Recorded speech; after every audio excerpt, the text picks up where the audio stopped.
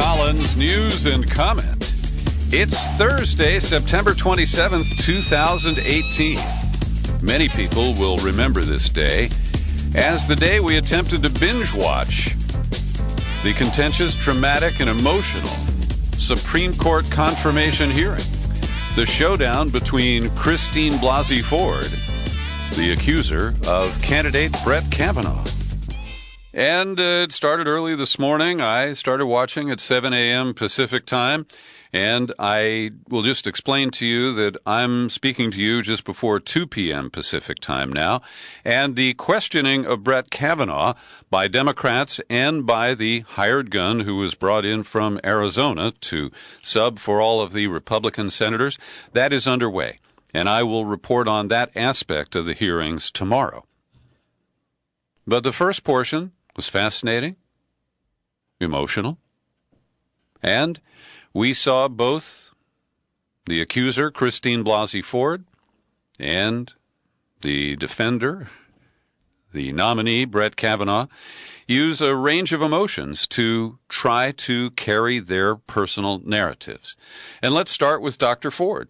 Of course, this was the first time Americans have seen more than that one photograph of her that appears to be on a beach with sunglasses.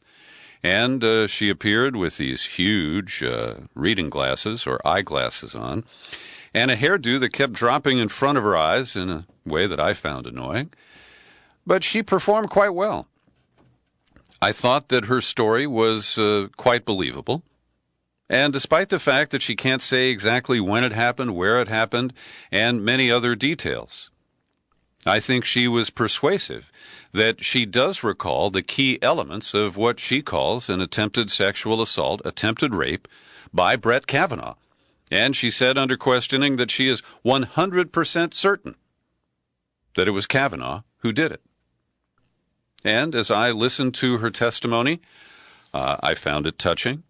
I felt the pain of the experience that she had and how that pain returns when she is forced to deal with it in the present tense.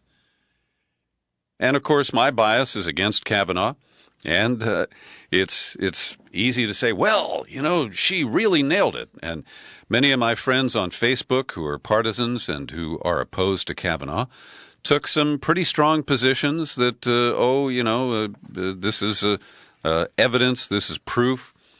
And unfortunately, evidence and proof are what are lacking from the narrative of Christine Blasey Ford. And she tried to offset that with specific recall of the critical issues of Kavanaugh being on top of her, attempting to rip her clothes off, locking the door as she was pushed into this room she didn't know by whom. She referred to Mark Judge being present in the room, and at times she tried to use eye contact to see if he would intervene and stop the assault that she said was in progress at that moment. And so I find her testimony quite compelling. And what's interesting is that Rachel Mitchell, the sex crimes prosecutor imported from Phoenix by the Republicans to do their dirty work, she was measured. She did, in a neutral way, try to chip away at Blasey Ford's lack of recall. She tried to trip her up on questions of fact and the sequence of events. And Blasey Ford admitted what she knew and admitted what she didn't know. And while there are times when it was a little confusing, where Blasey Ford said, well, you know, I got some advice from people on the beach in Delaware. And she didn't name those people, and nobody asked her to. And then a moment later, she was asked if she had discussed it with her parents. She said no. Did you discuss it with anyone while you were in Delaware? And she said no. But how do you get advice on lawyers if you don't discuss at least some aspect of the details of the story that she wanted to tell? Now, I don't consider this fatal to her testimony, but I believe it will be seized upon by Republicans who will nitpick at little details. And Rachel Mitchell got her to acknowledge that Dr. Ford has a fear of flying, but she manages it when she wants to go to the South Pacific or on vacation to Delaware or on a trip to Manchester, New Hampshire. And this was discussed because it does appear that Dr. Blasey Ford was reluctant to come to Washington, citing in part her fear of flying. But, she flew to Washington for this hearing, and clearly she is able to manage it. So again, that's a little nitpicky thing where they attempt to chip away at her credibility. And I don't believe there was any major damage inflicted. It's simply the maddening lack of details where she can't say with any specificity where this occurred. And they trotted out maps of the country club where she'd been swimming on the day of the party she claims that she was attacked at. And so it remains to be seen to what extent the work of Rachel Mitchell will have an impact in undermining Dr. Blasey Ford's testimony. Now, before we get to Kavanaugh, I want to note that in the opening statements, Senator Grassley rehashed the Republican version of how Democrats kept secret the information that Blasey Ford had given to them, of course, ignoring that she had asked them to do that, insisted upon it, in fact, and he tried to create the scenario that he's bent over backwards to allow her to be heard, and as soon as she's heard, they're going to ignore what she said. And so it was very awkward to see Grassley open up the hearing. Then he handed it off to the ranking member, Senator Feinstein from California, and she actually did the introduction of Blasey Ford, which Senator Grassley said he was going to get around to after Feinstein's opening statement. Not really clear if that was just a little snag or if it was something that Feinstein seized upon to undermine the credibility of Chairman Grassley. The other thing that's really interesting is that in Feinstein's opening statement, she referred to the other accusers, to the woman from Yale who talked about the drinking game that she played with Brett Kavanaugh that ended up with him exposing herself. And she also referred to Julie Swetnick, the woman who hired Michael Avenatti as her attorney and who issued a sworn statement or a declaration yesterday that she witnessed Brett Kavanaugh at parties where they plied young women with alcohol and drugs and gang raped them.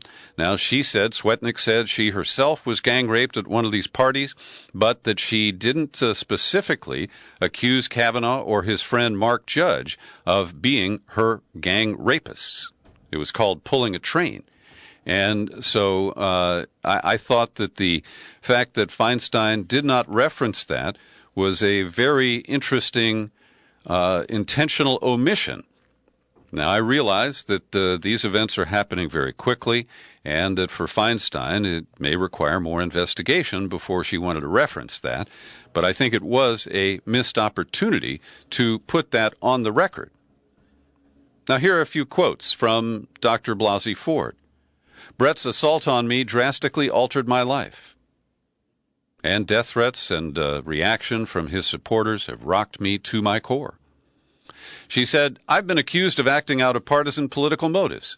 Those who say that do not know me. I am a fiercely independent person. I am no one's pawn. My motivation in coming forward is to provide the facts about how Kavanaugh's actions have damaged my life so that you can take that into serious consideration as you make your decision about how to proceed. And the other thing that is so annoying is that the Republicans intentionally set a very tight time limit. Each senator is allotted 5 minutes. Now, all the Republicans gave up their 5-minute chunks to Rachel Mitchell, the hired prosecutor. And the Democrats took their time, their 5 minutes. And, of course, while Blasey Ford was testifying, they made comments about the failure to investigate her claims by the FBI and the general rigged nature of these hearings. And the 5-minute format, was even ridiculed by Rachel Mitchell. in some of her intentionally kind commentary to the witness. And this, of course, we know is developing rapport. That's what's used in interrogations, where you try to get the witness on your good side. And Rachel Mitchell, to her credit, was very effective in not appearing to be gunning for Dr. Ford and for being, relatively even-handed rhetorically. So then we turn to Brett Kavanaugh. And he came in pretty tightly wound, with a very angry expression on his face. And he launched into, I didn't actually time it, but I think it was about 40 minutes, his opening statement. And he repeatedly denied that he has ever sexually assaulted any woman at any time, including the explicit charges of Dr. Blasey Ford. And he repeated several times in his statement that he understands the passions of the moment, referring to the Me Too movement and the climate in the country. But he said this is a matter of borking. They've been lying in wait. These charges were held in secret, unleashed and deployed over Dr. Ford's wishes, in violation of her wishes. He called it a series of false and late smears, all nonsense. And these outsized, stout denials were delivered through a guy who was holding back tears. He was clearly extremely emotional at times. I've got a soundbite here, and you'll hear some of that. But I found it fascinating because he was not composed. He was emotional, panicky. He kept guzzling water and running his tongue all around his cheeks, trying to keep from crying, repeatedly sniffling in between comments. And I have to say that, putting aside whether or not he's telling the truth, whether he committed perjury today, he demonstrated a demeanor that I find unfit for the top court in our country. And I don't know if there will be any Democrats who point that out in their measly 5 minutes of questioning. Now, he also took a moment to address the commentary that has surfaced over the last few days about the Georgetown Prep yearbook, his graduating year, and how he has cringed at, he said it was a disaster, that the yearbook was styled after Animal House and Fast Times at Ridgemont High, which were movies out in the 1980s. And he explicitly said that he is sorry to a woman named Renata, who was listed by multiple graduates of Georgetown Prep in Kavanaugh's class, saying that he was a Renata alumnus. Now, in Kavanaugh's case, he misspelled it as alumnius, but many people interpreted that as part of this gang rape scene and that she had been one of the victims. Now, he says he was a virgin all the way through high school, and she says that he never sexually assaulted her. And he said that it was merely a matter of affection for this woman that everybody decided to list her in the yearbook. Not everybody, but a whole group of friends from Georgetown Prep. So let's listen to the central denial that Judge Kavanaugh delivered in the emotional manner I described at the Judiciary Committee hearing just about an hour ago. I categorically and unequivocally deny the allegation against me by Dr. Ford. I never had any sexual or physical encounter of any kind with Dr. Ford. I never attended a gathering like the one Dr. Ford describes in her allegation. I've never sexually assaulted Dr. Ford or anyone. Again, I am not questioning that Dr. Ford may have been sexually assaulted by some person in some place at some time. But I've never done that to her or to anyone. Dr. Ford's allegation stems from a party that she alleges occurred during the summer of 1982, 36 years ago. I was 17 years old between my junior and senior years of high school at Georgetown Prep, a rigorous all-boys Catholic Jesuit high school in Rockville, Maryland. When my friends and I spent time together at parties on weekends, it was usually with friends from nearby Catholic all-girls high schools, Stone Ridge, Holy Child, Visitation, Immaculata, Holy Cross. Dr. Ford did not attend one of those schools. She attended an independent private school named Holton Arms, and she was a year behind me. She and I did not travel in the same social circles. It is possible that we met at some point, at some events, although I do not recall that. To repeat, all of the people identified by Dr. Ford as being present at the party have said they do not remember any such party ever happening. And this is a really important way that he is using the commentary of other people and mischaracterizing or at least recharacterizing it. Because Judge and this guy Smith, who were alleged by Kavanaugh to be at the party, simply say that they don't remember it. And he later converts that to refutation. And, of course, saying I don't recall, I can't remember, that is the biggest dodge in history. Nixon used it. Alberto Gonzales, the George W. Bush White House counselor and then Attorney General, he used that same dodge all the time. And so this is a very calculated effort to use excess information.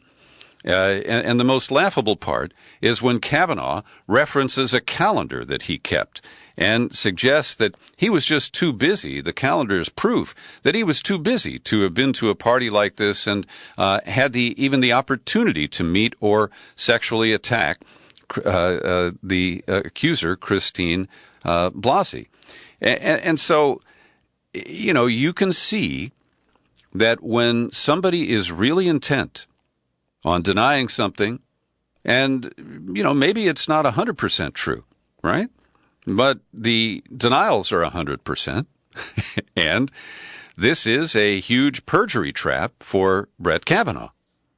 Will the trap be sprung? Will it be proven that he lied?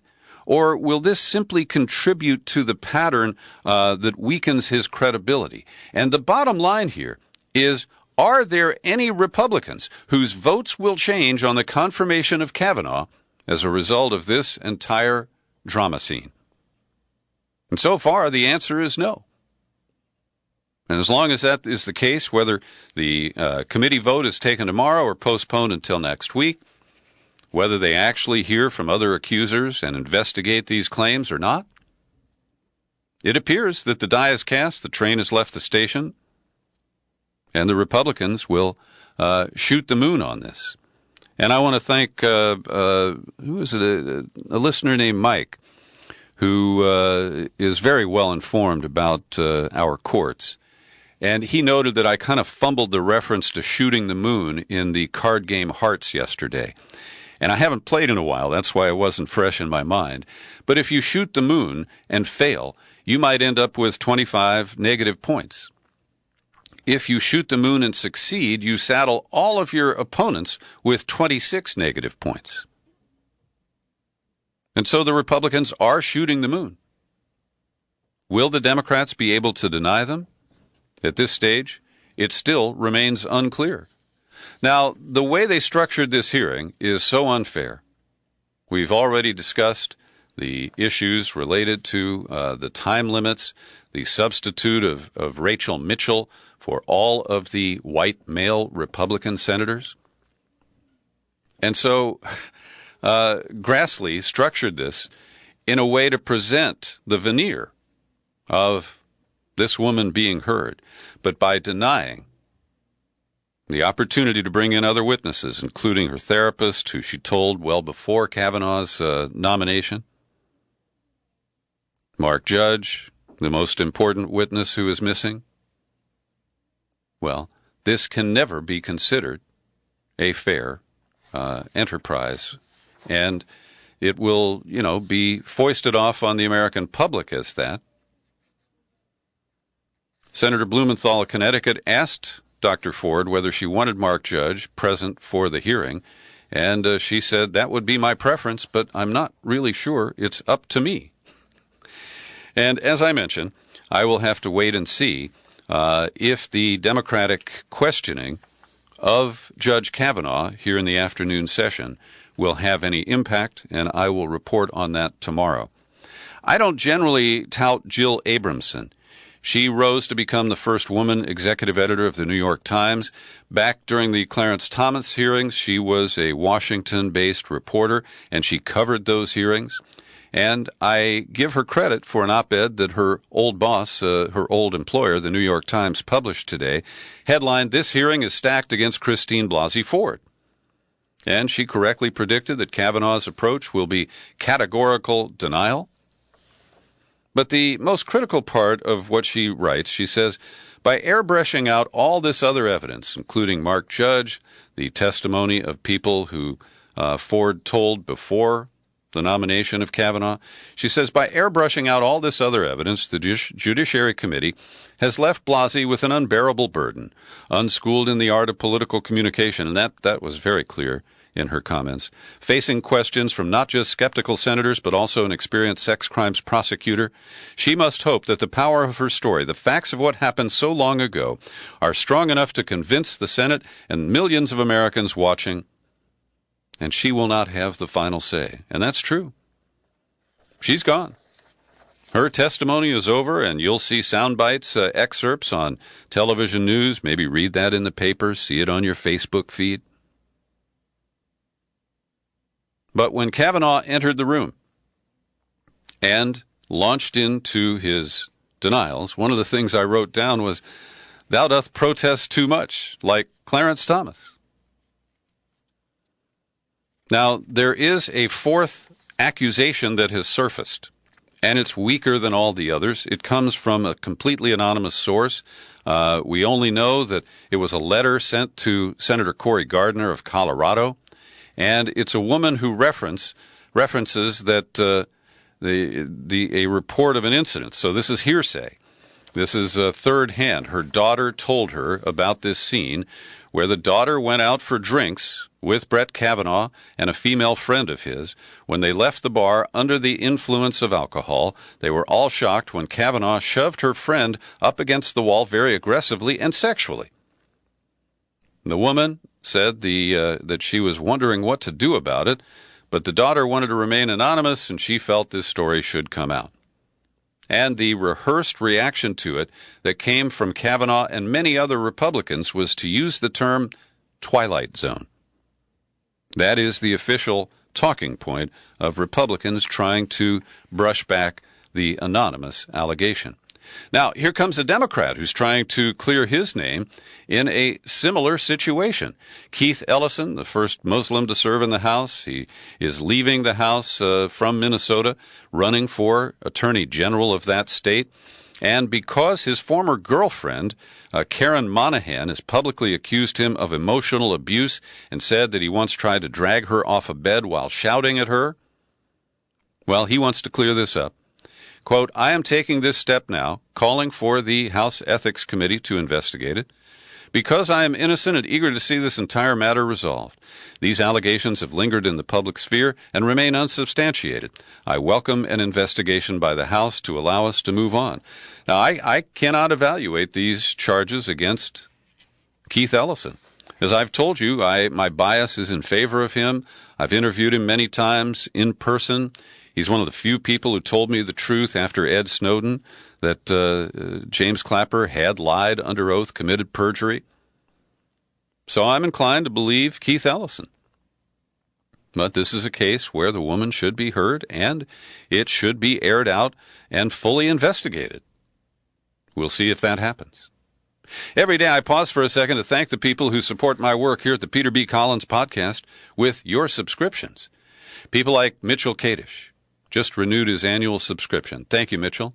Steve Wozinski, Judy Holloway, and Ben Brotman each kick in $5 a month, and it looks like Ben is a new sign-up. Thank you, Ben. Welcome to the Peter B. Collins Podcast. And I'd like to invite others to join in. We haven't had a wave of new subscriptions lately, and I think you know that a new annual subscriber who gives me a mailing address in the continental U.S. earns the bonus gift of this great rock and roll CD called American University by my buddy John Dist. And it is a theme concept project related to JFK and the assassination. I think you'd find it very interesting, and I'd love to add it to your collection. So come on over today, peterbcollins.com, click menu, then click Become a Subscriber. You land on the sign-up page, and it's pretty easy to take it from there. Well, Donald Trump is safely back at the White House after stinking up the United Nations for 3 days. We've covered some of his antics. And late yesterday, he gave a news conference that ran for 83 minutes, and it was peppered with a lot of the usual Donald talk about Donald and how everything revolves around him. He talked about how famous he is, and he's been famous so long that it's brought all of these fake allegations of sexual misconduct by Donald Trump. And he said that, yes, it does affect his view of Brett Kavanaugh. He made it clear he believes his nominee considers the allegations part of a smear campaign by Democrats. They're not credible charges. And Trump sided with the man accused of sexual misconduct rather than the women making those claims. And you know why, he said? Because I've had a lot of false charges made against me. People want fame, they want money, they want whatever. So when I see it, I view it differently than somebody sitting home watching television where they say, oh, Judge Kavanaugh did this or that. So this is fascinating insight into this strange man, because he believes that many of his fans believe his denials about the women who have accused him, including Stormy Daniels and Karen McDougal, whose cases are really pretty persuasive. Now, he did allow that he could change his mind after hearing the testimony from Dr. Blasey Ford today, or Ballsy Ford, as Rush Limbaugh intentionally mispronounces her name. But Donald was mostly talking about himself, as he usually does. And he did reference that you're guilty until proven innocent if you are a public figure accused in this manner. Oh, and he also tried to explain away the laughter that occurred during his speech at the General Assembly on Tuesday. They weren't laughing at me, they were laughing with me. And in interviews with diplomats who were present in the room, it's clear that that is total bullshit. Now, over at BuzzFeed, a reporter teased out from Trump's news conference the elements that were offensive to women. So, for example, CNN White House correspondent Jim Acosta was called upon, which is rare because, you know, they're a fake news outlet. And when the president acknowledged him, he said, well, if you don't mind, after I'm finished, can you call on one of our female colleagues? They'd like to get your comment on these allegations against Kavanaugh. And Trump said, oh, I wouldn't mind that at all. Then he called on NBC correspondent Hallie Jackson. He interrupted her, and he basically dodged her question. And the way Trump is treating Hallie Jackson, one person tweeted, cutting her off, talking over her, pretending to poll the room on whether she should be allowed to ask another question, is deeply disrespectful and absolutely a continuation of how little the GOP thinks of women. Then he called on CBS News reporter Weijia Zhang, and I'm not familiar with her or her work, but she pressed the president about his attitude toward women who've accused powerful men of sexual assault. How have your personal experiences being accused by more than a dozen women? And at that point, he cut him off. He cut her off. I've been accused, false accusations, he said. And she persisted, if I could just actually ask my question, Mr. Trump, you didn't let me ask my question. And then he told her to please sit down. And that kind of dismissive behavior toward women epitomizes this administration. I've been exposing the Guardian newspaper from Britain for some of its weak reporting lately, and we've got another doozy today. The headline reads, How Novichok Suspects' Identities Were Revealed. And the first of all, they use the plural term. There are two suspects of the Salisbury Novichok case, but only one of them has been possibly identified through the murky work of the online investigative journalism site, and I put air quotes around that, Bellingcat. Bellingcat has been discredited for its false reporting, affirming the claimed use of chemical weapons in Syria by the Assad government. and it's movement media. It is not journalism. But the Guardian, nevertheless, embraces a report from Bellingcat, and they basically used facial recognition software and found a photo that does appear to match one of the Russian suspects. But the photos are 10 or 15 years apart, and they acknowledge that this is not a dead-on match, a confirmed match, and that basically this is just speculation coming from a very jaundiced source. The Intercept reports that a test of facial recognition software by TSA really pissed off the airlines because it kept delaying flights.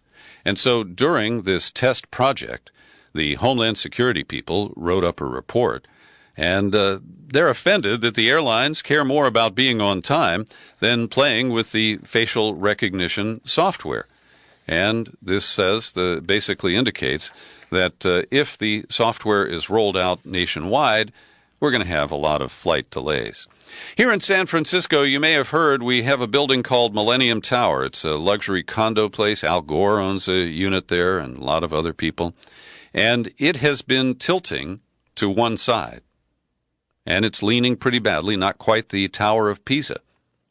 But we now have a second major building in San Francisco near the same location.